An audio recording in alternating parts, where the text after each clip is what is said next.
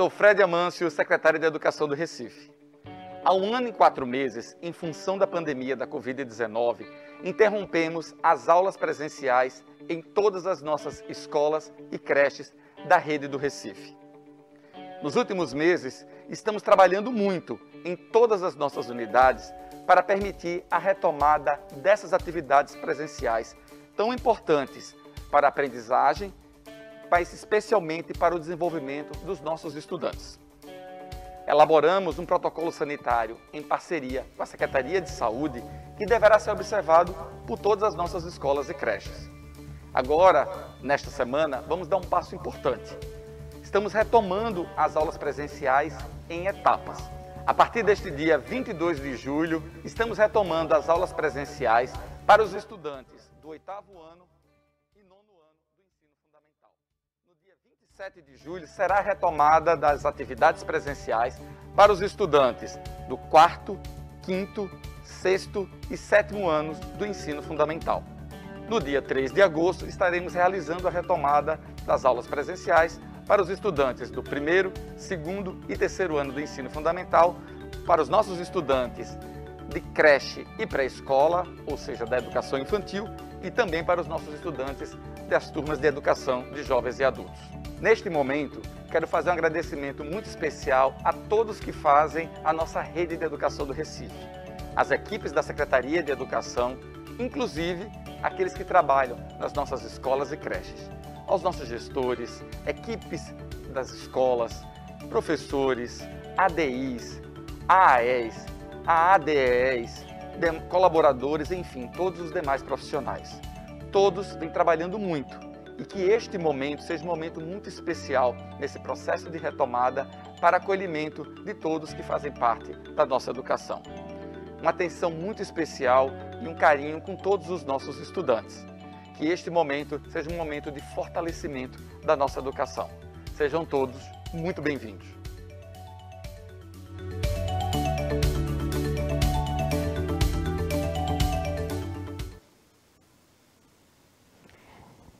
Olá, crianças! Bom dia! Que maravilha estar aqui com vocês hoje! Como foi as férias de vocês? Tenho certeza que vocês aproveitaram muito em casa. Acredito que fizeram aquelas brincadeiras que nós fizemos antes do recesso de vocês. Foi muito legal, não foi? Então iremos retomar a nossa aprendizagem. Que maravilha estar com vocês novamente hoje aqui.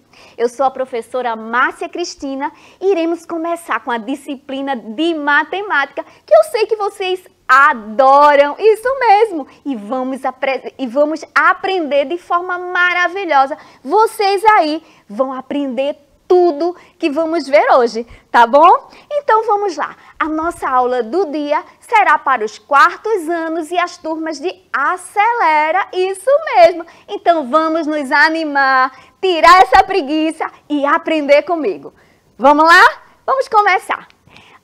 Antes de iniciar, gostaria de lembrá-los que vocês podem assistir às nossas aulas pela TV, pelo celular e pelo canal do YouTube. Isso mesmo, vocês não vão perder um momento. A qualquer hora vocês podem acessar e retomar tudinho para ficar esclarecido e aprender de uma vez por todas. Eu tenho certeza que vocês aprendem rapidinho, não é verdade? Mas vamos lá. E o que é que nós vamos trabalhar hoje? Sequência numérica recursiva. Isso! Sequência. O que é sequência? Uma coisa atrás da outra, não é verdade? Pois bem, nós iremos aprender isso. Mas antes eu quero fazer uma pergunta para vocês. Antes das férias, antes do recesso, eu deixei o início de um livro para vocês. Lembram? Vamos retomar para ver qual foi esse livro? Será que vocês conseguiram ler o final? Vamos lá. Olha só. O Almanaque do Menino Maluquinho e o tema era Pra que dinheiro? Isso mesmo! O menino maluquinho que todos vocês conhecem, esse que usa a panela na cabeça, não é? Então, eu deixei o início dessa história para vocês. Será que vocês leram? Vamos retomar? Quem leu já sabe o final, mas quem não leu, vou deixar aqui, viu? Para que vocês fiquem aí se deliciando e peguem. Ele está na árvore de livros, viu? Vocês podem acessar a qualquer momento, tem vários livros interessantes por lá. Vamos lá. A história diz o seguinte: Junim em A Moeda. Junim, isso mesmo, o nome é Junim. Junim, passeando, ele encontrou uma moeda no chão e pegou essa moeda.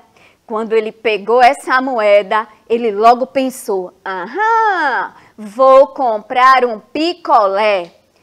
Quando ele estava caminhando, que ele olhou do lado, viu um rapaz vendendo na barraquinha, num carrinho de cachorro-quente, um cachorro-quente.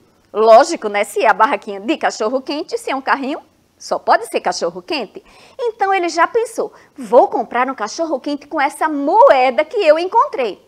Só que quando ele se vira do lado, vê o quê? Um rapaz num carrinho vendendo sorvete. Olha a dúvida de Junim. Gente, cachorro-quente ou picolé? Aí ele pensou: já que eu encontrei uma moeda, eu vou fazer o seguinte: a moeda tem dois lados. Se der cara, eu vou comprar o cachorro-quente. E se der o outro lado coroa, eu vou comprar o picolé. E ele jogou a moeda para cima. Paramos aí, não foi? Será que vocês descobriram o final da história? Vamos ver o final da história. Olha só, quando o Junim jogou a moeda saiu embolando pelo chão e caiu lá no buraco. Ele ficou o quê? Chorando. Até eu ficaria chorando, vê só. Achou a moeda, ficou com a ideia de comprar um lanche e na mesma hora perdeu essa moeda, só podia chorar. Mas os rapazes, os vendedores, foram muito legais com ele. Olha o que fizeram, ofereceram o picolé e o cachorro-quente. Que maravilha! Junim ficou muito feliz, né, gente? Até vocês ficariam, porque apesar de ter perdido a moeda, os rapazes foram muito legais. Que vendedores legais, não deixaram que Junim ficasse ali chorando porque perderam a moeda. Pois bem, então vocês observaram que Junim achou o quê? O dinheiro. E pensando no dinheiro, nós vamos ver uma sequência numérica justamente com dinheiro. Observa aí. Nós temos aqui uma reta onde temos dinheiro. E vocês observem que temos algumas letrinhas em vermelho. Letra C, D e F. E a pergunta é: vamos descobrir a sequência? Isso mesmo. Para descobrir, nós precisamos observar a variação que está de um para o outro. Nós começamos aí com uma cédula de R$2. E o próximo resultado que nós temos na letra B são R$4. Aí pensa aí comigo. De 2 para 4, aumentou quanto? Pensou? Vamos ver. 2 para 4 aumentou quantos reais? R$2. Olha! Então, será que esta sequência é de 2 em 2? Nós temos ali algumas letrinhas para descobrirmos. Vamos primeiro calcular para depois conferir. Se eu tenho 2, depois eu tenho 4. Depois de 4, se eu aumentar mais 2, vai ficar quanto? 6. Isso mesmo. 2 mais 2, 4 mais 2, 6. Olha você descobrindo tudo. Então, se tem 6, a nossa sequência é de 2 em 2. O próximo resultado será 2, 4, 6, 8, 8. Aí, ó, a letra E já está respondida, 10. E agora fica fácil a letra F. Qual é o resultado da letra F? Correto! Isso mesmo, olha só. Vai dar quanto, minha gente? Depois de 10 mais 2, 12. Vocês descobriram a primeira sequência. E essa sequência foi de 2 em 2. Ela pode ser de 2 em 2, de 3 em 3, mas a primeira já ficou fácil. Vocês descobriram de primeira, não foi? Vamos ver a próxima? Olha só. Sequência numérica recursiva, que é o nosso conteúdo de hoje, é uma sequência que, quando determinado termo pode ser calculado em função de termos antecessores.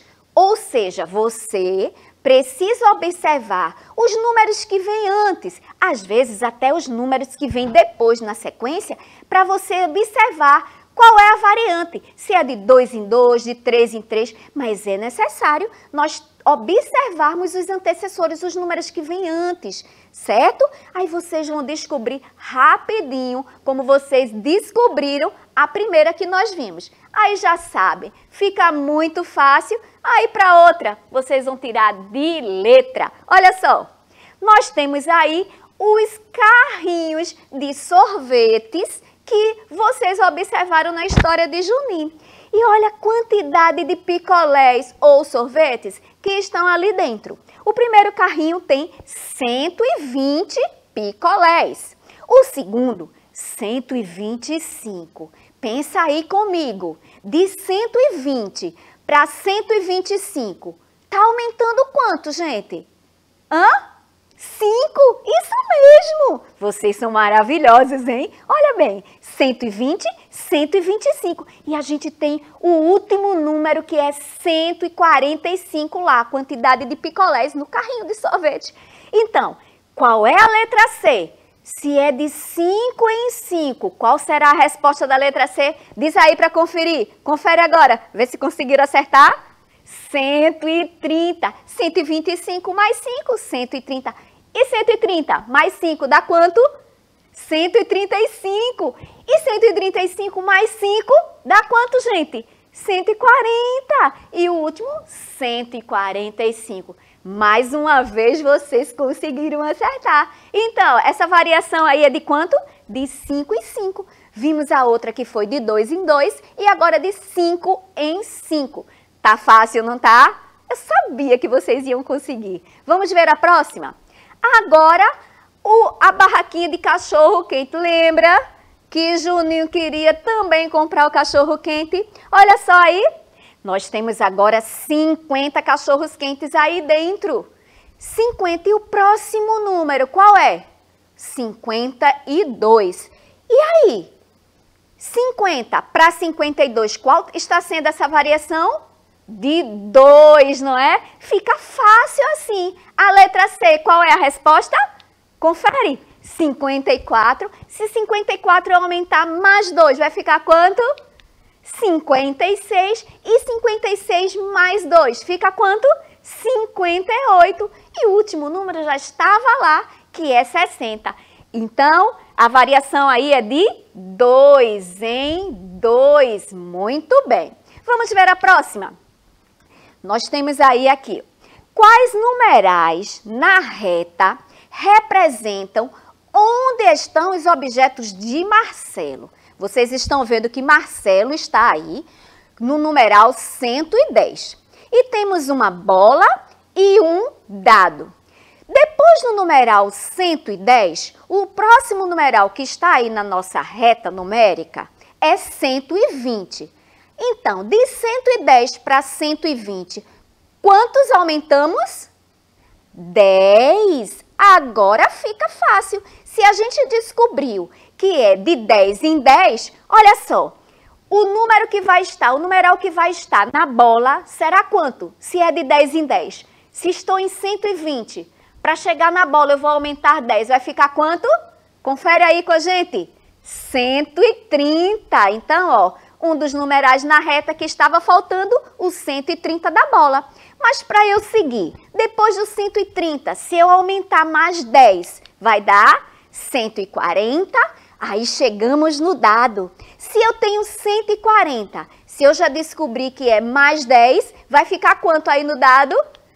Correto! 150. E terminamos esta sequência com o numeral 160. Então, olha só, variou aí de 10 em 10. 110, 120, 130, 140, 150 e 160. Corretíssimo! Vamos ver a próxima. Agora, vocês estão observando os meninos pulando corda. Vocês com certeza gostam de pular corda, não é verdade, pessoal? Olha só, nós temos aí 4 crianças. Ana, Cris, Juca e Luiz. Olha só, quantos pulinhos Ana deu? 20 pulos.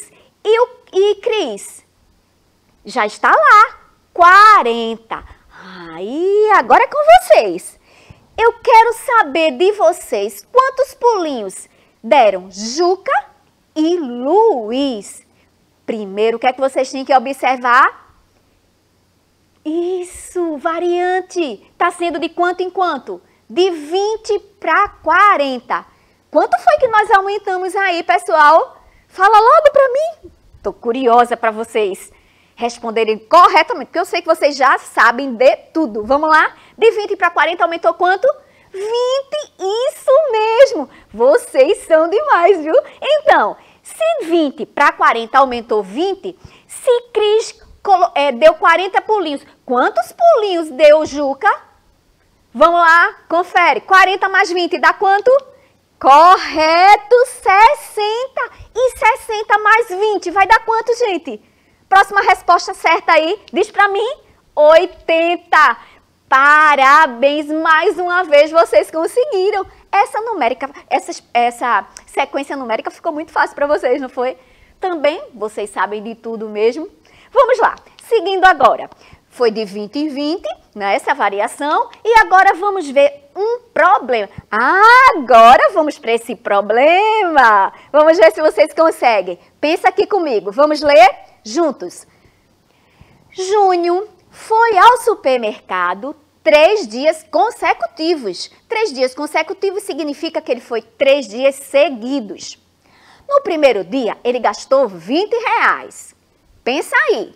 No segundo dia, ele gastou o dobro. O dobro de 20 quanto é? 40. E no terceiro dia, ele gastou 80. Aí a pergunta é, qual a posição na reta que mostra o total que Júnior gastou nos 3 dias? Para eu calcular, eu tenho que juntar o 20 do primeiro dia, 40 porque foi o dobro de 20 e 80. Vai dar quanto? Soma aí comigo. Olha lá. 20 mais 40 mais 80 deu 140. Agora me diz aí. Olha para a nossa reta numérica. Nós temos a nossa variação de, por exemplo, a letra A eu não sei qual é, nem a letra B, nem C, nem D. Mas vamos ver os números que nós temos. Tem que observar isso, não pode esquecer. 40 para 60. Quanto é que aumentou aí? 20? Isso! Olha só, onde é que eu vou encaixar o numeral 140? Olha lá para a nossa reta. 40 para 60 aumentou 20. Será que é na letra B? Se eu pegar 60 e aumentar mais 20, vai dar quanto? Não é esse o resultado não, né? E se for mais 20? Vamos conferir juntos? Vamos lá. Vamos ver na letra A. Se é mais 20, também se o A está antes, eu vou tirar 20. Se eu tenho 40 e tiro 20, vai dar quanto? Olha só. Eita, passei direto. A letra resposta é a letra D, correto. Vocês acertaram. Então, ó, 40, 60, letra B, 80, 100, 120, 140. Então, a resposta correta é o 140. Vocês acertaram mais uma vez, porque eu tenho certeza, mas vamos ver a próxima. Agora eu tenho uma tabela. Lembra que hoje a gente falou muito em dinheiro por causa de Juninho lá na frente na nossa historinha. Então, já que nós estávamos falando de dinheiro, olha só, a moeda, a tabela nós temos ali os nomes de algumas crianças, que é Júnior, Ana, Paulo, Maria, Lúcia e Gustavo, e temos algumas moedas que eles conseguiram juntar. Júnior juntou 3 moedas de R$1. Se ele juntou 3 moedas de R$1, qual foi o total que ele juntou? R$3. Ana juntou 5 moedas de R$1. Qual é o total? R$5. Paulo juntou 7 moedas de R$1, tendo no total R$7. Maria, 2 moedas de R$1, tendo no total R$2. Lúcia, 9 moedas de R$1 e no total R$9. E o último foi Gustavo, que juntou 4 moedas de R$1 e no total R$4. Vamos distribuir esses valores na nossa reta. Vocês distribuem comigo? Vamos lá? Observa na reta. Nós temos aí a nossa reta, começando com a letra A, nós temos 1. Depois do 1, qual é no total dos reais? O próximo número seguido do 1, que nós podemos colocar na nossa reta? R$2, correto. Então, a nossa letra B será os R$2. Então, vamos colocar na letra B o 2. Depois do 2, qual é a nossa próxima quantidade? Se for de 1 em 1, correto, R$3. Olha lá, Júnior com R$3. A letra D, R$4, que foi o total de Gustavo. Colocamos. Aí, depois de Gustavo, quem é o próximo? Ana com R$5. Vamos colocar na nossa reta R$5. O 6 está ali, porque não teve ninguém que juntou R$6. A letra G será quantos reais? R$7. Colocamos lá na letra G. Não, ninguém juntou R$8, já está prontinho na nossa reta. E na letra I, R$9. Correto? Então, fechamos a nossa reta.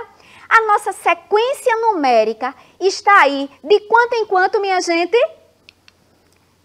De 1 em 1. Correto? Então, ó, 1, 2, 3, até o numeral 9. Então, fechamos essa sequência que foi de 1 em 1. Já vimos várias sequências diferentes. De 1 em 1, de 2 em 2, de 20 em 20. E vocês acertaram todas, não foi isso? Vamos ver a próxima. Nós temos aí, observando a sequência numérica, quais os numerais que devem ocupar a posição da letra A, B e C. Nós temos aí 3 letrinhas em vermelho. E aí? Primeiro temos que descobrir qual é a variante. De 40 para 60 já está fácil demais. De 40 para 60 está quanto, gente? Aumentando quanto? 20. Para eu descobrir a letra A, é só eu tirar 20. Se de 40 eu tiro 20, vai dar quanto? Olha só. 20. Já descobrimos a letra A. Agora vamos para a letra B. Se já sabemos que a sequência é de 20 em 20, se eu tenho ali 60, se eu aumentar mais 20, a letra B será quanto? Responde aí para mim. Correto, minha gente, 80. Vamos aí no próximo. 80, para eu descobrir a letra C. Agora está muito fácil. Se a gente já sabe que é de 20 em 20, 80 mais 20 dá quanto? Corretíssimo! Fechamos a nossa sequência numérica aí. E agora ficou tudo maravilhoso. Vamos ver a próxima? Agora eu tenho o numeral 350. Vamos observar na reta? O numeral 350 está representado por qual das letras? Pensa aí agora. Olha só. A letra A, eu tenho 200. A letra C, eu tenho 300. E aí? No meio de 200 e 300, quanto é que será que vai estar a letra B ali? De 200 para 300, o meio é quanto? 250, então a resposta é a letra D. Por quê? Olha só, 200, 250, 300, 350. Então, a resposta, o 350, está na letra D. corretíssimo, porque ficou aí, ó, de 50 em 50. Aí, ó, 350, a letra E, 400 e a letra F. Agora ficou fácil. A letra F, a resposta é 450 e a letra G, 500. Então, esta sequência está sendo de 50 em 50. Isso mesmo. Vamos ver aqui agora. Na reta numérica, que número natural representa a letra P? Agora é com vocês, viu? A letra P, muito fácil essa. Observa, quais são as dicas que temos aí? Começa com 8, depois vem o 9. Então, está indo de quanto em quanto? De 1 em 1. Então, descobre aí. A letra P, qual é a resposta? Já sabem? 12. Corretíssimo. Vamos conferir? Olha só. Se tem 8 para 9, aumentou 1. Aí o próximo, 10, 11, 12. No lugar do P, o 12. Aí fica fácil a gente completar o resto. 13, 14, 15, 16 e o último número que está ali, 17. Facinho, facinho, não foi, minha gente? Então, aí esta está sendo de 1 em 1 a variação dela. Vocês souberam responder tudinho, não foi? Eu tenho certeza que vocês aprenderam tudo sobre essa sequência numérica. E Gustavo é aluno do 4º ano. Ele fez uma prova de matemática e tirou nota 9. Isso mesmo. Olha que aluno maravilhoso, igual a vocês. Ele errou apenas uma questão de sequência numérica. Vamos ajudá-lo a resolver a questão completando os numerais que faltam na sequência? Olha só, nós temos 50, depois do 50 nós temos o próximo numeral que é 53. Pensa agora aí, se de 50 para 53 eu estou aumentando quanto?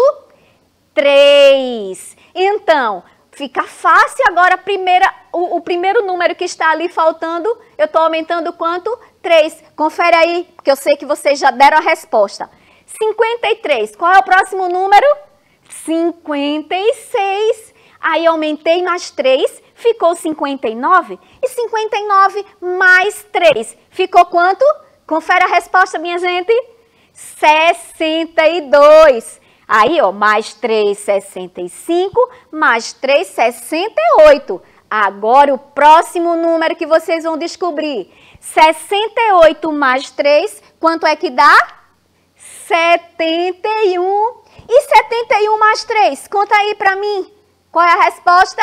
A última dessa sequência numérica? 74. Acertamos tudo, não foi? Sabia, gente? Que maravilha!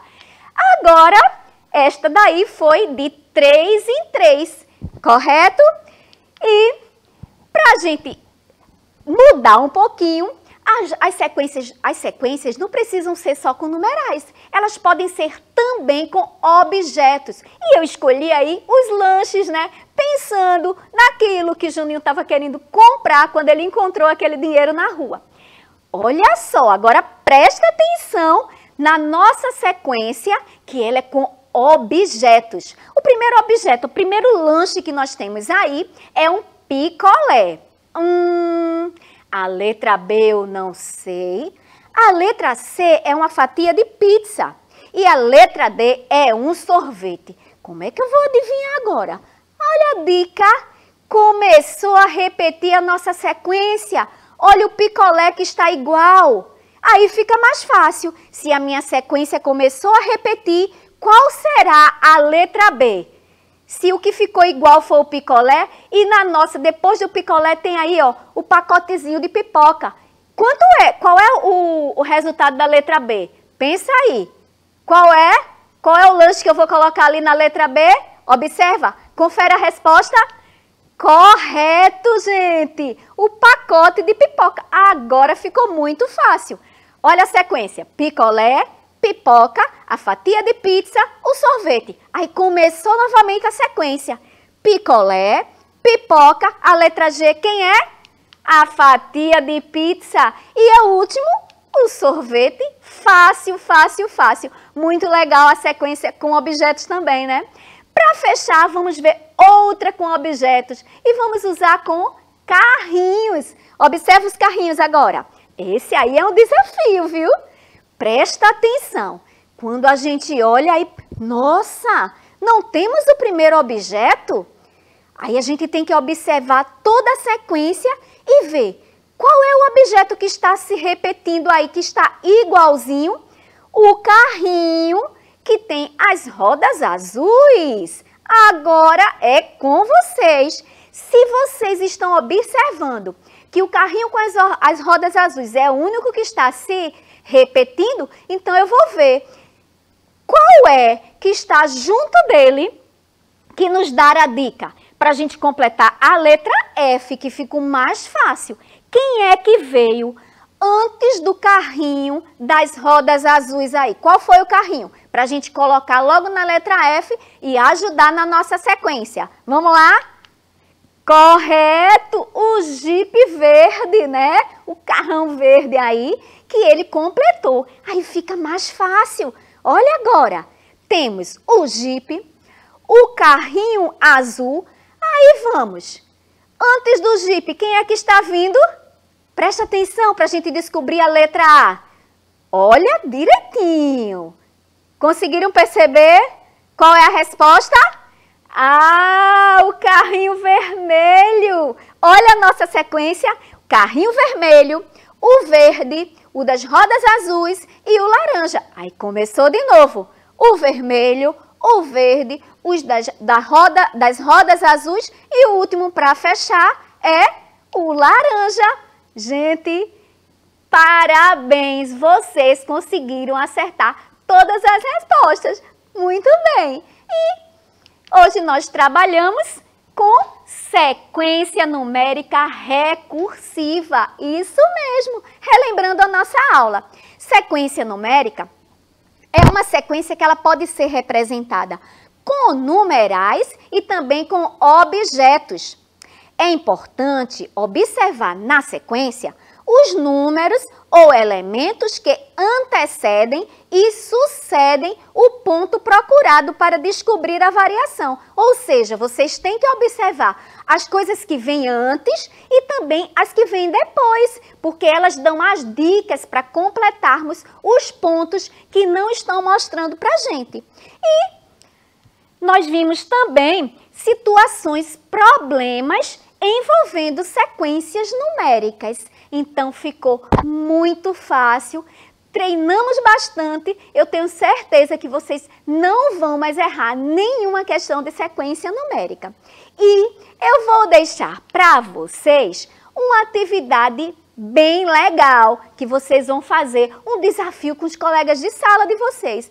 Hoje estamos retornando às aulas.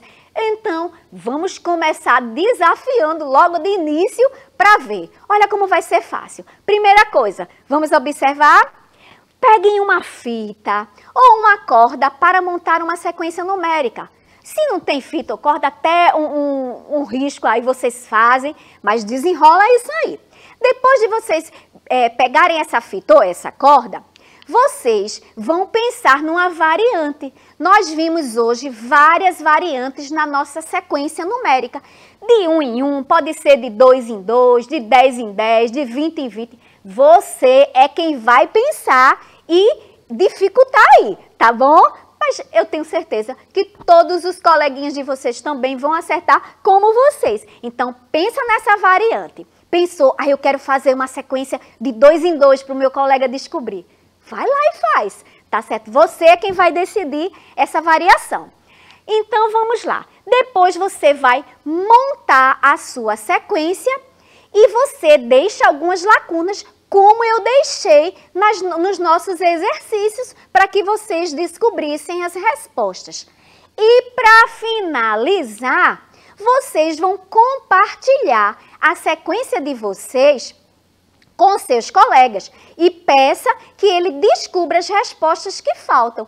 Vocês vão se divertir muito, além de aprender. Então, minha gente, além de aprender, vocês ainda vão desafiar as pessoas ao seu redor. E é muito legal nós sermos desafiados, porque a gente aprende cada vez mais. E ainda vocês vão se divertir bastante. Então, divirta-se brincando e nada melhor do que aprender brincando. Ok? Então, gente, eu sou a professora Márcia e hoje estamos aqui agora encerrando a nossa aula.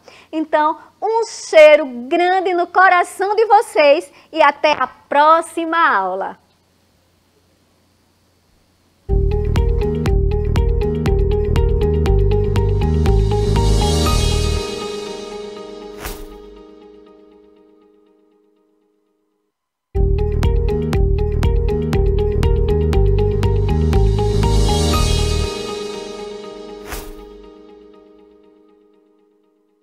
Olá, tudo bem com vocês? Estou aqui novamente para falar do Educa Recife, o programa de ensino híbrido da Prefeitura do Recife. O Educa Recife tem mais de 14 horas de exibição todos os dias em 5 canais digitais. E na nossa programação, contamos com conteúdo exclusivo para educação inclusiva. Um programa inteirinho destinado ao atendimento educacional especializado. O programa de educação inclusiva é na TV Alep, canal 10.2, de segunda a sexta-feira e começa às 8h45 da manhã. Não percam!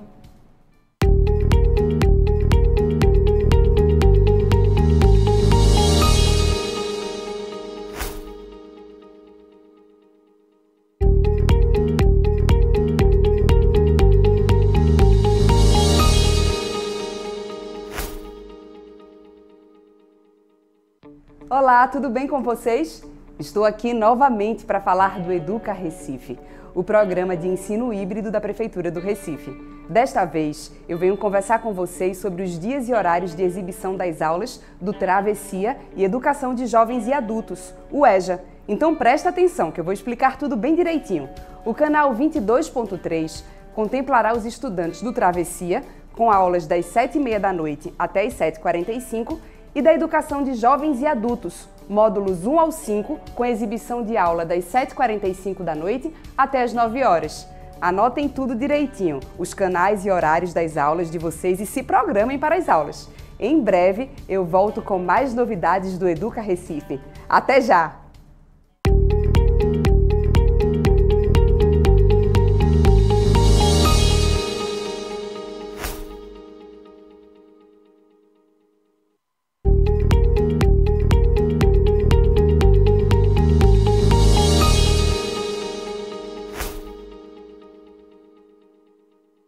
Olá, tudo bem com vocês? Estou aqui novamente para falar do Educa Recife, o programa de ensino híbrido da Prefeitura do Recife.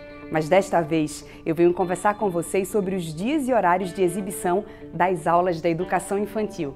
O Educa Recife tem mais de 14 horas de aulas, exibidas todos os dias, em 5 canais digitais. Já sabem os horários de vocês? Então presta atenção que eu vou explicar tudo bem direitinho.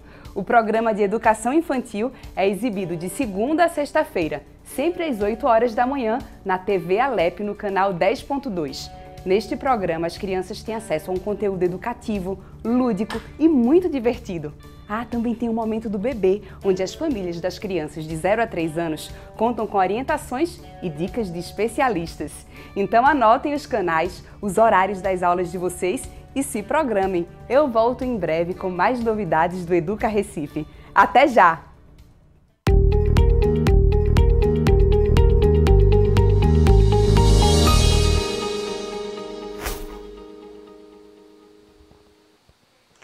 Olá, estudantes!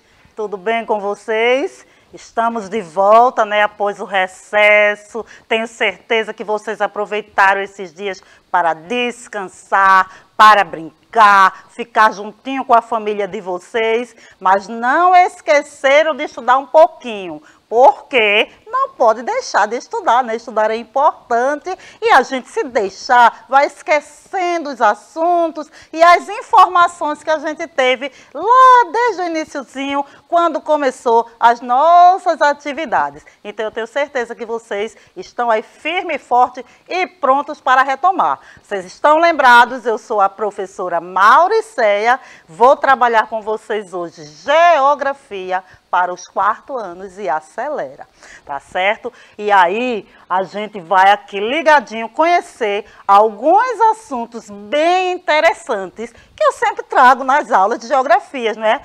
Hoje o nosso tema é águas da cidade, rios e córregos. Águas da cidade. O que será que a professora vai falar hoje nessa aula de geografia, né? Com essa imagem aí tão bonita desse rio, com essas águas calmas. Vamos ver o que é que vou trazer para vocês aqui. Então, eu vou começar falando um pouquinho sobre a importância da água.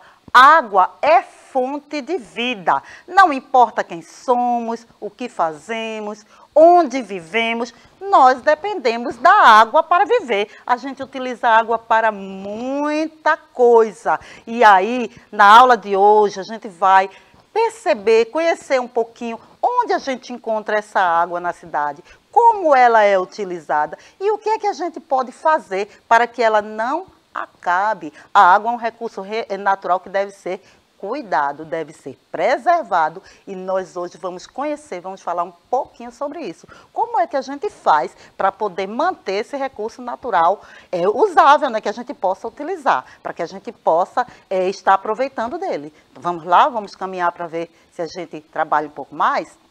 A gente pensando no nosso tema, águas das cidades, rios e córregos, a gente pensa, será que a gente sabe de onde chega, de onde vem a água que a gente bebe?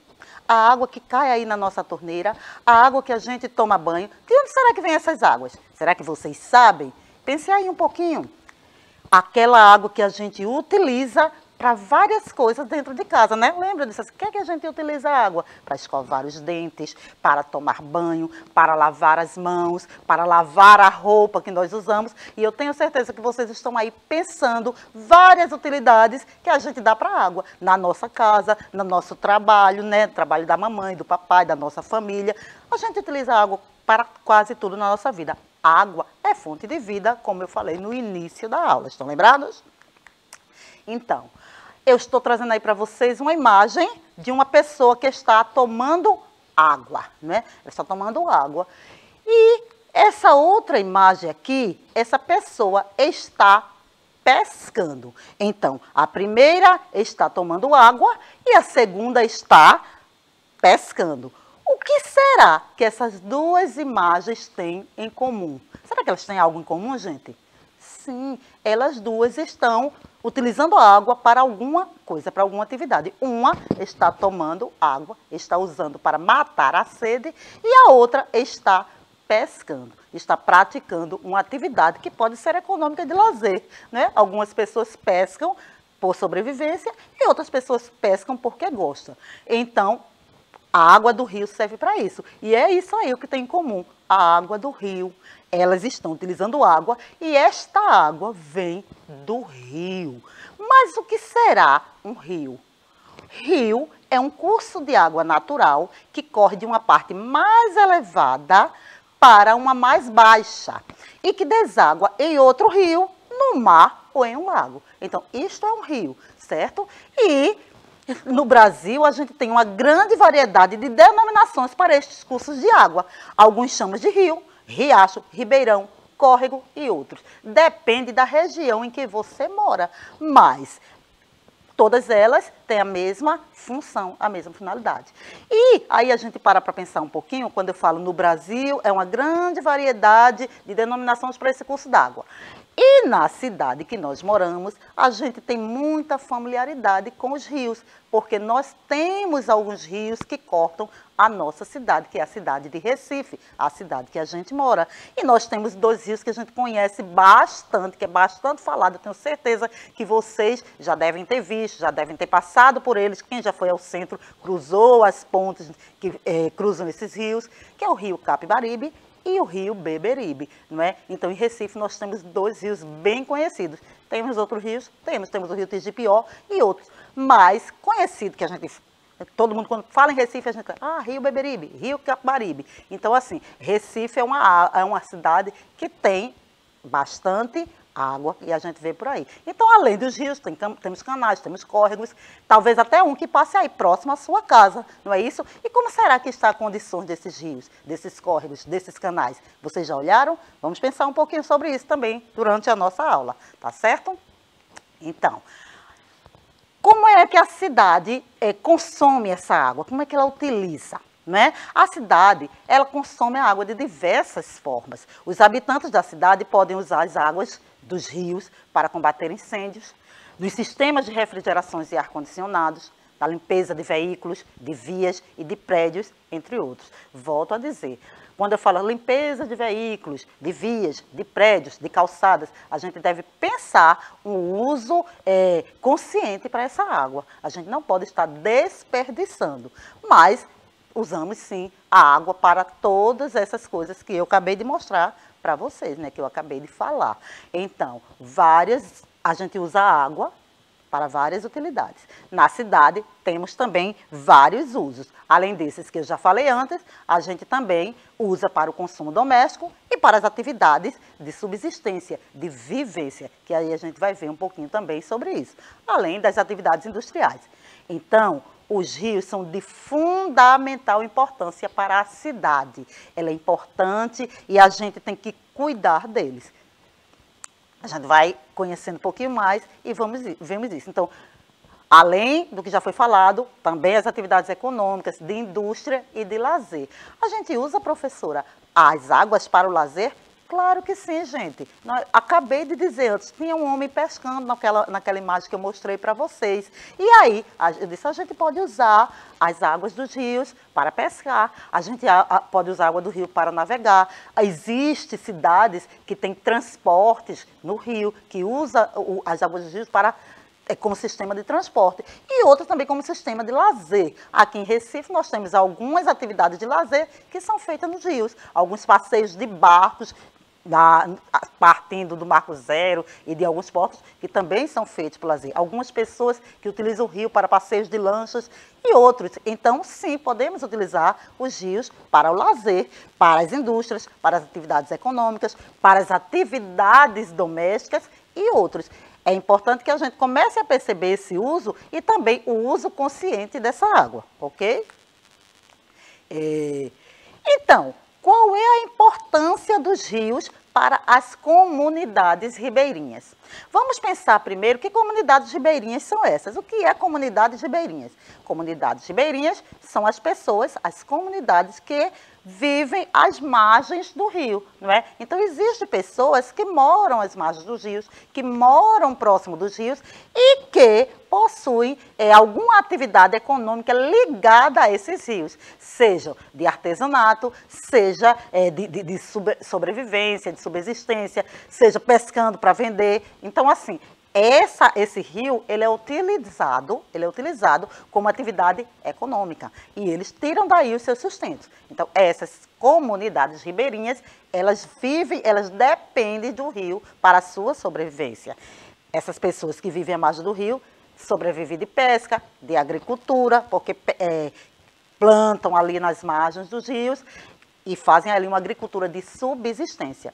Observe que eu coloquei aí a palavra subsistência sublinhado, para chamar a atenção de vocês para uma palavra que talvez não seja uma palavra do dia a dia de vocês. Talvez vocês não conheçam essa palavra subsistência. Subsistência seria a palavra que seria sinônimo de sobrevivência. Eu preciso daquilo para sobreviver. Eu necessito daquilo. É a minha subsistência. É o meu dia a dia, é o meu ganha-pão, vamos dizer assim. Então, as pessoas fazem uma agricultura de subsistência. É uma agricultura para elas comerem no dia a dia. Não necessariamente é uma atividade econômica, vamos dizer assim. E também de artesanato. Muitas pessoas pegam as conchas e outras coisas que estão lá e fazem esse artesanato para sobreviver. Então, assim, pode-se usar as águas desse rio para várias coisas, várias utilidades. E as comunidades ribeirinhas, elas fazem isso, elas se aproveitam, elas utilizam esses rios, essas águas para isso. Não é? E aí, vocês lembram que eu disse assim, a água é um recurso que a gente precisa cuidar para poder manter, para poder usufruir. E também falei sobre a questão dos rios da nossa cidade, do Recife. E aí, nessa imagem, eu estou trazendo um rio. Não é? Será que esse rio está limpo, gente? O que é que vocês acham? Não, né? Observe que ele está cheio de resíduos. Ele tem garrafa PET, tem caixa de papelão, bastante sujeira. E como será que essa sujeira foi parar aí? Quem será que jogou? Para onde vai parar essa sujeira passando do rio? Vai desaguar aonde? Então é importante que a gente pare para pensar nesse caminho que esses resíduos jogados aí vai parar. E onde eles estão poluindo e quais são as consequências para os habitantes da cidade. Então é importante que a gente não jogue nenhum tipo de resíduo no rio, que vai poluir, que vai acabar com a fauna, que vai acabar com a flora, que vai acabar com os peixes, que vai prejudicar as águas desse rio. Ora, se a gente tivesse um rio que não fosse poluído, que não tivesse tão sujo, nós poderíamos fazer muito mais atividades neles. Por exemplo, eu não aconselho ninguém a tomar banho num rio poluído, mas tomar banho de rio é bom, é gostoso. Se vocês já tiveram essa oportunidade, vocês vão concordar comigo. Porém, a gente não pode tomar banho num rio assim, por exemplo, não é? E aí a gente vai pensar nos rios que a gente conhece na nossa cidade. Será que esses rios estão limpos? Será que nós estamos colaborando para que eles se mantenham limpos? E os canais próximos às nossas casas? E os córregos? Será que a gente está cuidando direitinho dele? É importante que a gente tenha essa consciência ambiental. Não devemos jogar resíduos nos rios, não devemos poluir as águas, não devemos jogar resíduos no canal, porque isso vai, primeiro que vai fazer com que esse canal transborde e vai prejudicar a sua casa. Segundo, vai fazer mal ao meio ambiente, vai poluir essas águas. Então, é importante que a gente cuide das águas dos nossos rios. Não é? Veja aí, trouxe outra imagem para vocês. E aí, qual é o cuidado que a gente pode ter? Não descartar os resíduos nos rios, pois isso gera poluição da água. Falei para vocês agora, não devemos estar jogando resíduos não tratados nos rios. A gente não deve poluir o rio. A gente não deve estar jogando garrafa PET, que é uma coisa assim, o que mais a gente encontra nas águas, não é? A quantidade de garrafas enormes do plástico que polui e que a gente deve evitar esses resíduos, seja eles qualquer um. Não, nem sempre assim, é bem comum a gente passar em algum lugar e encontrar muitos resíduos, tipo sofá, cadeira, papelão, garrafa PET, e tudo isso não é natural, não é normal, não é ali o local de descartar. Então é preciso que a gente tenha cuidado e não faça esse tipo de coisa, para que a gente preserve as águas dos rios da cidade, para preservar a nossa água e também a nossa sobrevivência. Afinal de contas, lá no início da aula, eu disse a vocês que água é fonte de vida. Então, vamos ajudar a preservar. Não é? Também não devemos despejar esgotos não tratados diretamente nos cursos da água. Gente, isso é muito importante. Não pode. As pessoas precisam tratar os seus esgotos, não pode despejar diretamente nas águas dos rios. Isso vai afetar a qualidade da água, vai afetar a qualidade de vida das vidas que estão lá, que vivem naquele rio. Então é importante que isso não aconteça. Nós devemos tratar os esgotos e ter o cuidado para que a gente não coloque diretamente nas águas dos rios, dos canais. Observem, não podem fazer isso. Então, é necessário que a gente tenha essa consciência. Isso é perigoso para as águas que poluem os rios das nossas cidades, poluem os nossos rios. Também devemos preservar a vegetação existente nas margens do rio. Essa vegetação, ela ajuda a filtrar as águas, ela ajuda na limpeza. Então, se a gente desmata essa vegetação, a gente vai estar colaborando para que esse rio também vá morrendo aos poucos. Aqui, por exemplo, na cidade de Recife, se a gente der uma olhadinha no centro da cidade, ali no Marco Zero, a gente vai ver o rio e vai ver nas margens a vegetação do manguezal, que são a vegetação que margeiam aqueles rios. Então, é preciso que cuide. Nem todo rio tem a vegetação do manguezal. Tem outros tipos de vegetação também, mas todas elas são importantes e elas precisam ser preservadas. Elas não podem ser desmatadas, a gente não pode chegar aí e vai acabando com essas vegetações. Às vezes as pessoas fazem aterros, constroem casas e vai matando aos poucos os rios. Então, isso não pode ser feito. É preciso ter cuidado e preservar todos esses pontos para que esses rios se mantenham vivos. Então, relembrando, não descartar os resíduos nos rios, pois gera poluição, não despejar esgotos e preservar a vegetação dos rios. Isso é importante, não é? Então, veja bem, durante todo esse tempinho que eu estou aqui conversando com vocês, a gente está falando sobre a importância dos rios, a importância dos córregos na nossa cidade. Essa água dos rios, ela é importante porque serve para várias coisas, várias finalidades. E a gente precisa prestar atenção nisso. E aí, para saber que se vocês realmente ficaram aí bem ligadinhos, prestando atenção, a gente vai fazer uma revisão deste assunto, para ver se vocês ficaram cientes e estão bem ligados na aula. Espero que estejam, viu? Não saiam daí. Relembrando, o tema da aula de hoje é águas da cidade, rios e córregos. Então, nós falamos, né, sobre as águas dos rios, sobre as importâncias, o que é um rio, falamos dos córregos que cortam a nossa cidade, que pode ser aí que esteja aí perto de vocês morem próximo a um canal, a um córrego, a um rio, que vocês conheçam muito bem. Tema da aula, água da cidade, rios e córregos. Relembrando o nosso tema. E aí a gente relembra que os rios são grandes reservatórios de água doce que contribuem para a sobrevivência da vida na Terra. Desses rios vem a maioria das águas potáveis, as águas doces, que é importante para a nossa vida. A gente precisa da água doce para sobreviver, não é? A água do mar, ela é salgada e a gente não bebe. É a água do rio que chega através de vários tratamentos, que chega às nossas casas, às nossas torneiras, para que a gente possa beber, para que a gente possa utilizar nos nossos usos domésticos. E os rios nos fornecem grande parte da água que consumimos, que usamos para produzir os alimentos, que necessitamos para a nossa higiene e que utilizamos para irrigar o solo das áreas agrícolas. Então, tudo isso foi falado durante o desenvolvimento das nossas atividades de hoje, da nossa aula. Eu falei sobre essas utilidades, eu falei como poderia ser utilizada as águas, eu falei da importância das comunidades, da água para as comunidades ribeirinhas e que a importância que a gente deve dar para essas águas, né? Como a gente deve cuidar, como a gente deve tratar, como a gente deve não desperdiçar. Muito importante o que a gente deve preservar. E também falei sobre o uso que é dado para os rios em várias regiões, que eles podem ser vias natural de circulação. Lembra que eu disse que em algumas cidades usam como locais para meios de transportes, ao longo dos quais as embarcações se deslocam transportando mercadorias ou pessoas. Então, existem cidades que isso é bem comum. Aqui na nossa, nós não temos um sistema de transporte que utilizem o rio. A gente usa o rio para outras coisas, mas o transporte mesmo a gente sabe que não é feito pelos rios. Nós temos o metrô, nós temos os ônibus, mas não temos barcos que transportam pessoas como meios de transporte, que leva, por exemplo, para a escola, para o trabalho. Isso não é comum no Recife, mas em outras cidades é bem comum, existem sim, utilizam os rios para isso.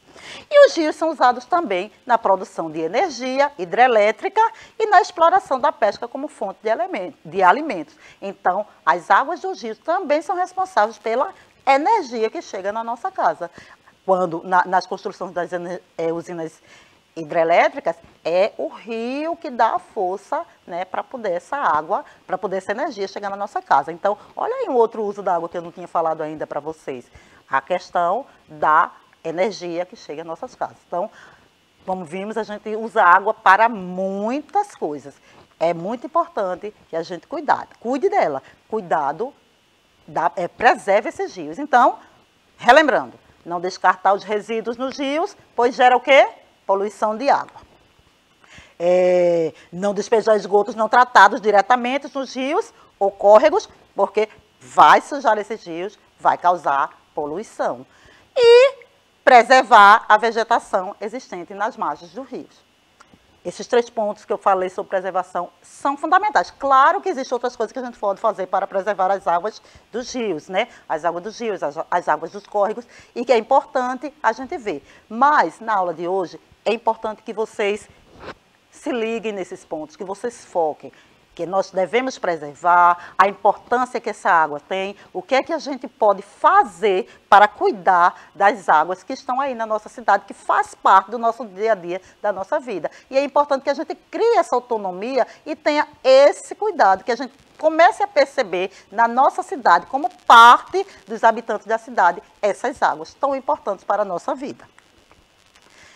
E aí, diante disso, né, a gente já falou tanto de água, de rio, de preservação, de conhecimento, para que serve essa água. Eu trouxe para vocês, como sempre no final da nossa aula, eu sempre trago um desafiozinho. E hoje, mais uma vez, eu trouxe um pequeno desafio fácil, porque estamos começando as aulas hoje, para que vocês comecem assim, a se reacostumar conosco com as nossas aulas. Então é bem fácil, todo mundo vai acertar, eu tenho certeza. O primeiro diz o seguinte: as águas dos rios são tratadas em estações e depois distribuídas para fábricas, casas, escolas e hospitais. Né? Isso é uma afirmação.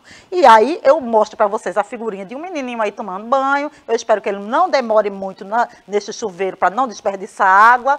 E aí eu pergunto assim: observe a figura e marque a alternativa que indica para que a água está sendo utilizada. Ela está sendo utilizada para higiene pessoal, ela está sendo utilizada para higiene do ambiente, para regar as plantas ou para gerar energia. E aí, vocês acham que esse menininho está fazendo o quê? Ele está tomando banho. Então, ele está utilizando a água para...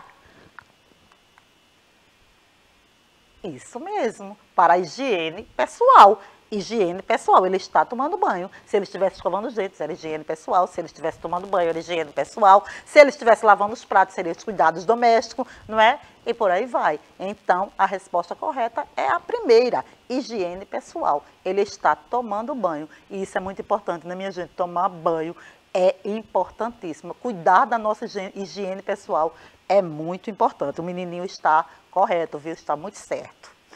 E aí, a outra pergunta é: os rios precisam ser cuidados e preservados? Estou afirmando, ele precisa, a gente já falou isso a aula todinha. Então, qual a alternativa abaixo indica uma ação que polui as águas dos rios? Qual é? É a pescaria? É a coleta para estação de tratamento, onde a água vai ser tratada para poder chegar às nossas casas? Ou é despejar esgotos não tratados nas águas dos rios e córregos? O que é que causa a poluição? Qual é a ação que causa a poluição? Tenho certeza que vocês acertaram, porque nós falamos bastante sobre isso durante a aula. E a alternativa é a última alternativa: despejar esgotos não tratados nas águas dos rios e córregos. Exatamente. Então, na aula de hoje, nós percebemos isso, nós focamos nessa importância que as águas dos córregos e dos rios têm na cidade. Todas as cidades, na cidade de Recife também. É importante que a gente preste atenção nessas águas, é importante que a gente olhe para as águas da nossa cidade. E aí eu tenho certeza que a professora de vocês vai falar muito mais sobre isso nas aulas de geografia, não é isso? Vai expandir estes assuntos. Mas ficou aí a sementinha na cabeça de vocês. O que é o rio, para que serve o rio, cuidar do rio e, principalmente, preservar as águas, não só dos rios, mas todas as águas da nossa cidade, do nosso planeta, seja ela do rio, do córrego, do canal, do mar, que nós temos aqui, é uma cidade litorânea, e a gente sabe que quando a gente vai para a praia, a gente também não deve estar poluindo as águas do mar. Então, muito cuidado com isso. Eu espero que vocês tenham gostado, eu espero que vocês estejam interessadinhos, ligadinhos nas nossas aulas, não é? Porque estamos aqui de volta, todos os dias com vocês, e para que vocês estejam, assim, buscando conhecimento e trabalhando junto com a gente, tá certo? Vocês já sabem que eu sou a professora Mauricéia, eu trabalho nos 4º anos com as disciplinas de Língua Portuguesa e Geografia. Na nossa aula de hoje nós trabalhamos Geografia para os 4º anos e Acelera. E eu quero aqui me despedir, deixando para vocês um beijão, um abraço e até a próxima aula.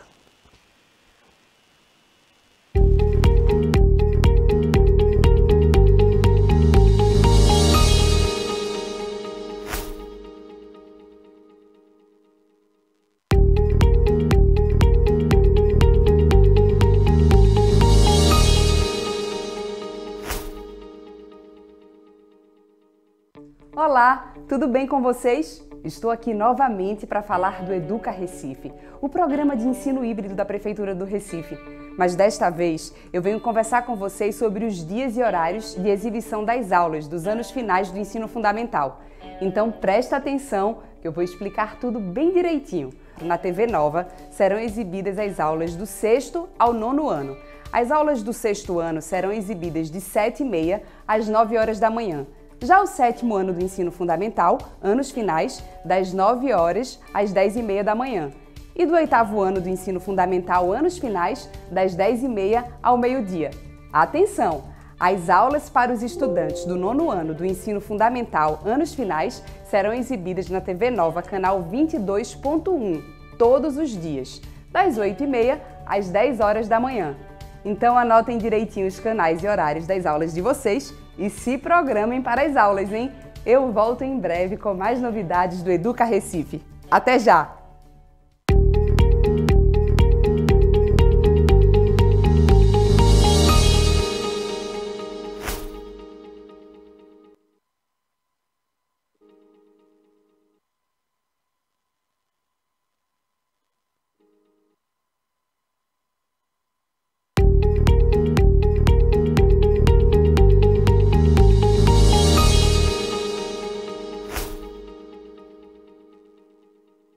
Olá, tudo bem com vocês? Estou aqui novamente para falar do Educa Recife, o programa de ensino híbrido da Prefeitura do Recife. Mas desta vez eu venho conversar com vocês sobre os dias e horários de exibição das aulas da educação infantil. O Educa Recife tem mais de 14 horas de aulas, exibidas todos os dias, em 5 canais digitais. Já sabem os horários de vocês? Então presta atenção que eu vou explicar tudo bem direitinho. O programa de educação infantil é exibido de segunda a sexta-feira, sempre às 8 horas da manhã, na TV Alep, no canal 10.2. Neste programa, as crianças têm acesso a um conteúdo educativo, lúdico e muito divertido. Também tem o Momento do Bebê, onde as famílias das crianças de 0 a 3 anos contam com orientações e dicas de especialistas. Então anotem os canais, os horários das aulas de vocês e se programem. Eu volto em breve com mais novidades do Educa Recife. Até já!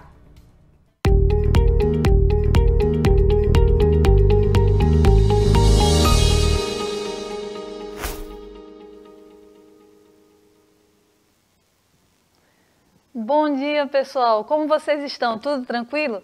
Pois é, estamos iniciando uma nova fase agora, a fase de retornar devagarinho, né, para as nossas atividades, para os nossos estudos, principalmente agora, depois desse recesso. Aí a gente vai ver coisas novas, coisas interessantes, com certeza a gente vai aprender mais e vamos compartilhar coisas muito especiais. Eu sou a professora Sandra Duarte e hoje nós vamos falar um pouquinho sobre... Hoje a nossa disciplina é História. Nós vamos trabalhar um pouquinho sobre Recife e o comércio em diferentes períodos, em diferentes tempos. Sejam bem-vindos à casa de vocês, tá bom? Espero que a gente possa aprender bastante e compartilhar muita coisa legal. Para começar a nossa aula de hoje, eu trouxe para vocês uma pequena história. Eu sempre gosto, história, tem que ter história, então uma coisa leva a outra. Então, para começar com o pé direito, a gente vai ouvir o começo das coisas na nossa cidade, já que nós vamos falar um pouquinho sobre ela. Vamos lá? Vocês são meus convidados especiais. Vamos lá.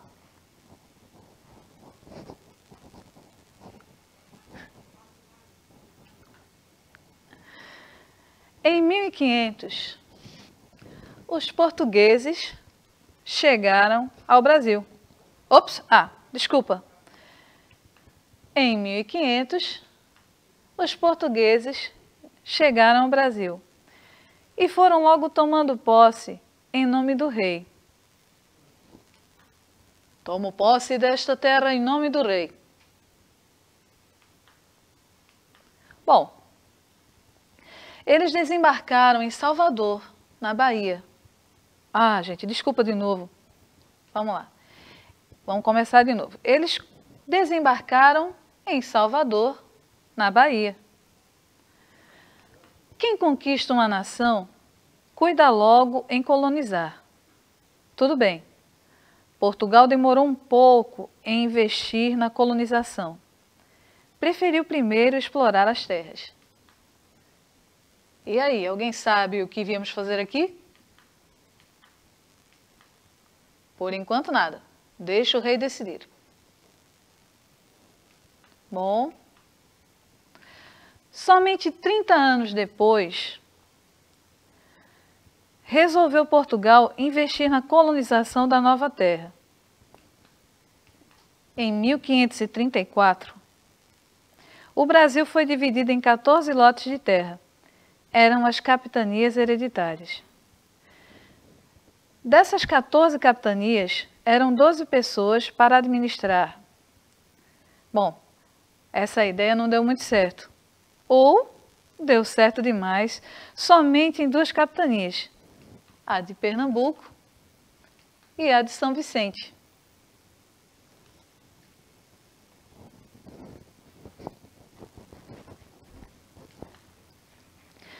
Então, no começo, nós vamos começar a falar um pouquinho sobre a capitania de Pernambuco. Nessa época em que o Brasil era totalmente dependente de Portugal, Pernambuco, ele era uma das capitanias, como nós falamos agora, que mais prosperou. Então, nós tínhamos 2 capitanias que prosperaram, São Vicente e Pernambuco. Nesse período da história do Brasil e do mundo, existia uma palavra muito forte. A palavra de ordem era mercantilismo. Então, o que consistia o mercantilismo? O sucesso de uma nação era medido pelo nível de comércio realizado por ela. Então, quanto mais comércio fosse realizado naquele determinado espaço, mais sucesso ele tinha. Recife, em especial, ele tinha um porto uma posição privilegiada, por ela possuir tantos rios, tantas águas, conforme foi falado agora na aula da professora Mauricéia. Então, ele tinha uma posição privilegiada em relação a tantos outros locais no mundo.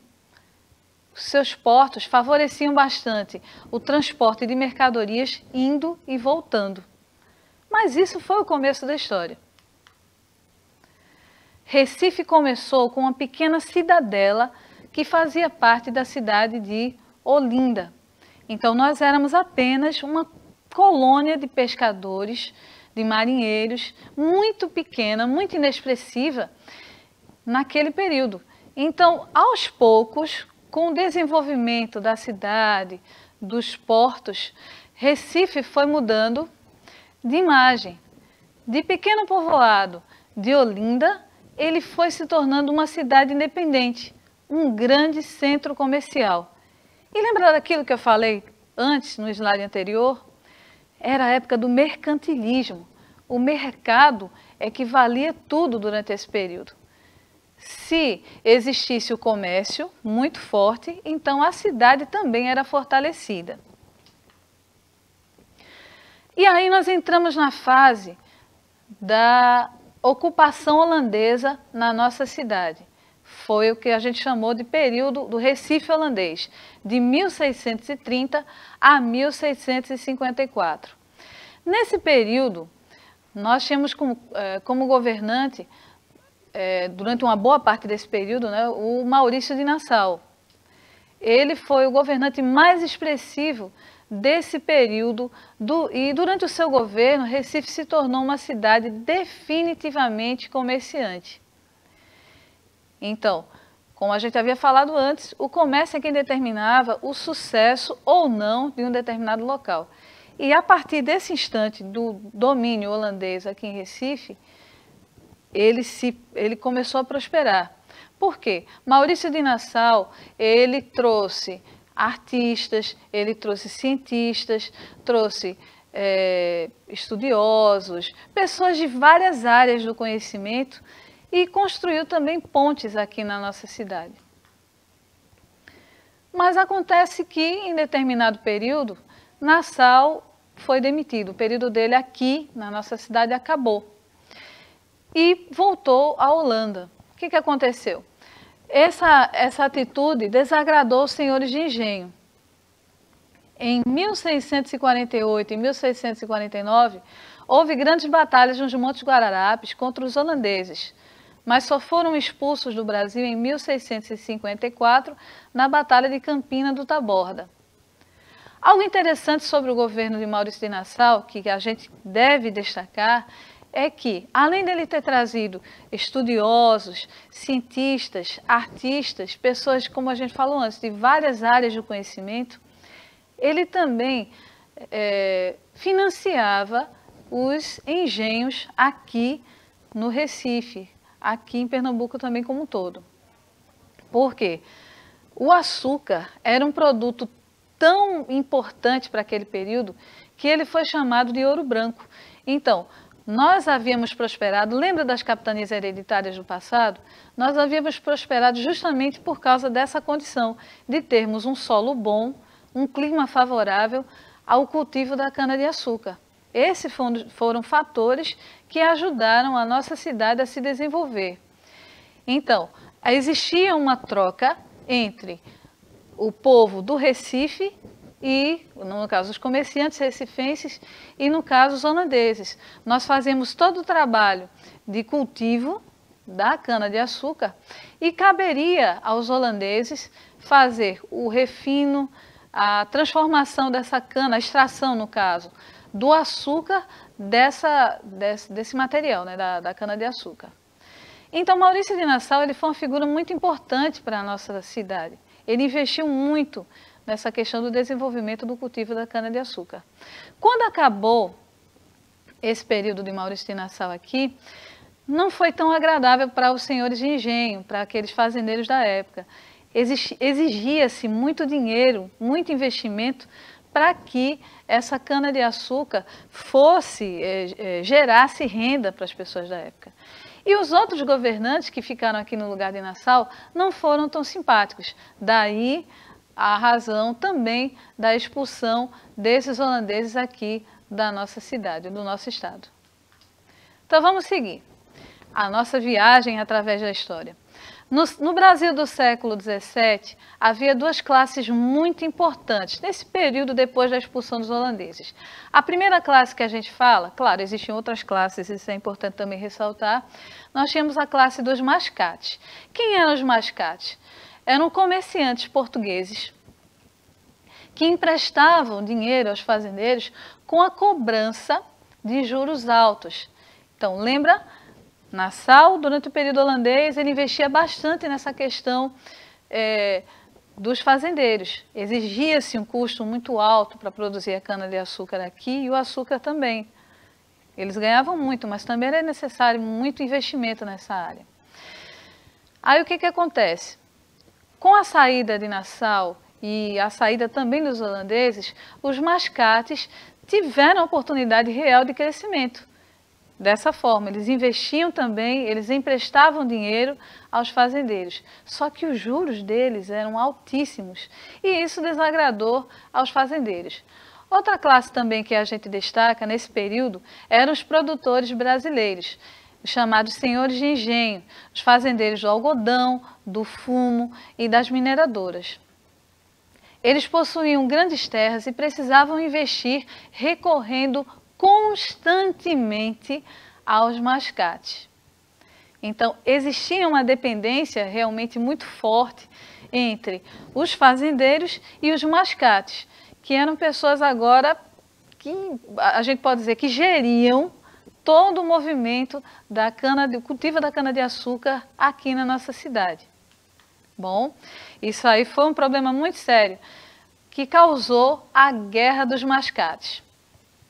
Então, como o próprio nome sugere, a Guerra dos Mascates ela foi um embate que existiu entre os fazendeiros, que produziam a cana-de-açúcar, e os comerciantes portugueses chamados de mascates. Então, quem venceu essa batalha? Foi justamente os mascates, né? Eles acabaram ganhando força depois desse período. E a partir desse instante, definitivamente, Recife se consolidou como um grande centro comercial. E nós tínhamos grandes armazéns de estivas, era o chamado comércio por grandes quantidades, também chamado de comércio dos secos e molhados. Era a atividade do Porto do Recife, na região hoje conhecida como Recife Antigo. Quem diria, né, pessoal, que há muitos anos atrás, aquela área ali do Recife Antigo, que a gente usa o Marco Zero, que a gente vai passear, vai observar ali, tanta coisa linda. Alguns anos atrás, há muitos anos atrás, na verdade, existia um movimento muito grande de pessoas, era o comércio das estivas. Ali naquele período, o porto funcionava o tempo todo. Recife Antigo era muito movimentado, muito mais do que hoje a gente possa imaginar. Era um show de movimento de pessoas. Bom, aí a gente vem uma coisa bastante importante, já falando sobre o comércio ainda, era o comércio realizado por pessoas escravizadas. Nessa imagem aqui, nós podemos observar os chamados escravos de ganho. Então, no que consistia esse trabalho dos escravos de ganho?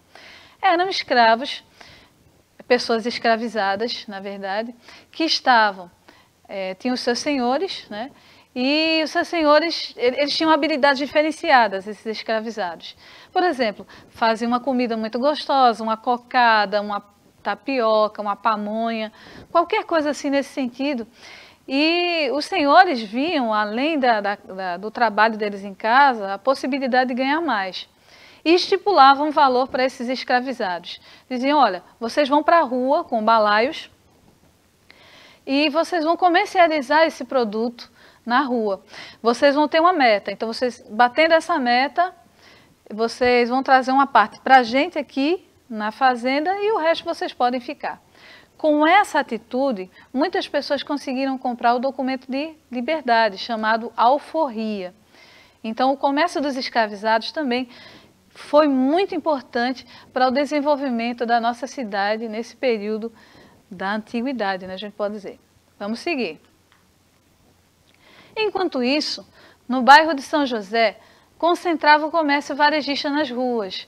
A gente falou sobre o comércio antigamente dos serviços em engrosso, né, em Recife, no Recife Antigo. Na rua de São José, no bairro de São José, desculpa, nós tínhamos o comércio varejista, que é aquele comércio para o consumidor final. Na rua de Santa Rita, Rua Direita, Rua das Calçadas, entre outras ruas. Muito tempo depois, a inauguração do terminal rodoviário de Santa Rita, a que chamava a antiga rodoviária, e a rede ferroviária do Nordeste, facilitava o transporte de pessoas e mercadorias. Então, a gente deu um salto bem grande na história agora. A gente saiu de um período em que dependíamos totalmente das águas dos rios do Recife e agora nós entramos na área do transporte ferroviário e rodoviário aqui, ou seja, trem e ônibus. E isso também agilizou bastante o movimento aqui. Nesse instante da história, não existia tanto mais aquele movimento dos portos aqui em Recife, não, do Porto de Recife, não. Era mais concentrado mesmo na questão das rodoviárias e das ferrovias, certo? Até hoje as rodovias são muito importantes no transporte de pessoas e de mercadorias na nossa cidade, no nosso país como um todo. Vamos seguir. A partir dos anos de 1980, surgiram os centros de compra em nossa cidade, o que descentralizou o comércio no Recife, já que apresenta vários serviços em um só lugar. São os famosos shopping centers. Então, como era naquela época, isso descentralizou, é o que a gente falou antes, o comércio no centro da nossa cidade. E levou para esses shopping centers, né? A palavra shopping center é uma palavra de origem estrangeira, significa centro de compras. Então, hoje as pessoas não vão apenas para o centro da cidade para realizar suas compras, não. Eles vão aos shoppings, que são lugares que tem de tudo. A gente tem serviços de várias formas, de várias espécies, e também até serviços médicos, né? E cursos, até clínicas e outras coisas aí que são muito importantes. Então é mais fácil você ir para um shopping hoje do que você sair para o centro da cidade, onde tudo é muito espalhado. Os shoppings são concentrados. Isso tudo a partir dos anos de 1980. Agora a gente vai falar também sobre uma coisa muito importante no Recife, que é o comércio informal. O comércio informal, como nós podemos observar aí nessa imagem, é aquele comércio realizado por pessoas que, na maioria das vezes, não possuem documentação, eles não têm carteira assinada para poderem realizar esses trabalhos. Essa comércio informal aqui é muito chamado de camelô, que a gente chama, né? Geralmente eles colocam bancas e nessas bancas eles vão vendendo os seus produtos na rua. Geralmente esse tipo de trabalho, comércio informal, ele é realizado nas ruas mesmo, né? Para ele conseguir o sustento das suas famílias em momentos de grandes dificuldades financeiras. Então, como eu falei antes, a palavra camelô. Camelô é uma palavra de origem árabe, significa, quer dizer, camlat, e significa tecidos rústicos. Naquela época, bem antigamente, as pessoas iam para as ruas e colocavam esses tecidos grosseiros nas ruas e gritavam para vender seus produtos, né? Então eram os camlats, eram o tipo do tecido que eles vendiam. E em francês, cameloter é um verbo que significa vender coisas de pouco valor. Então, essa palavra é mais aproximada do que nós temos hoje. Então, camlat, do árabe, e cameloter, que é uma palavra de origem francesa. Na verdade, era um verbo. Seguindo na nossa viagem, nós vamos para 1994.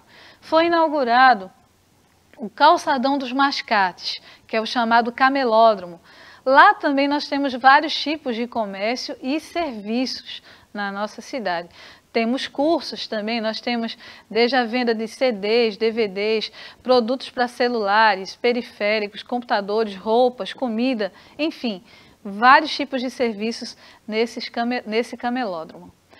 Agora, depois que a gente falou sobre o comércio, desde o comecinho lá da nossa cidade, do Recife, e que a gente viu que era tudo muito pequenininho aqui, a gente era apenas um pedacinho de Olinda, a gente pode dizer, e com o tempo a presença dos holandeses facilitou bastante a vida do comerciante aqui, surgiu a figura dos mascates e tantas outras coisas legais que a gente viu, fazendo uma viagem para o comércio, o antigo comércio do atacadista, né, dos secos e molhados no Recife Antigo, pelo comércio varejista também, a gente falou um pouquinho sobre isso. Depois, o princípio, né, com os shopping centers a partir de 1980, o surgimento do camelódromo, que foi um grande incentivo para as pessoas que trabalham no comércio informal, a gente vai relembrar um pouquinho, fazendo algumas perguntas. Eu sei que vocês vão acertar.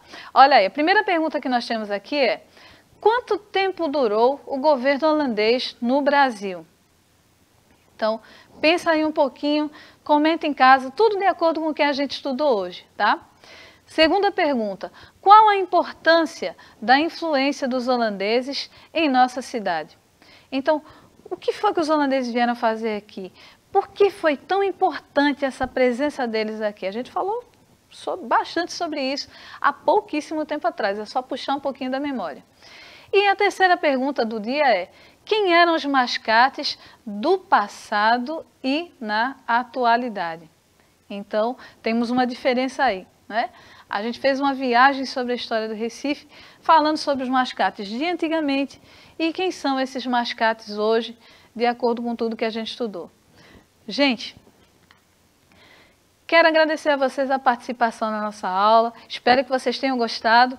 É um prazer estar junto com vocês, ter retornado. É sempre uma alegria muito grande a gente poder aprender e compartilhar.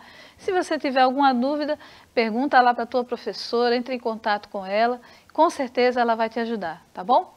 Então, gente, se cuidem. Até a próxima. Um beijão, ó. Espero contar com vocês. Tchau.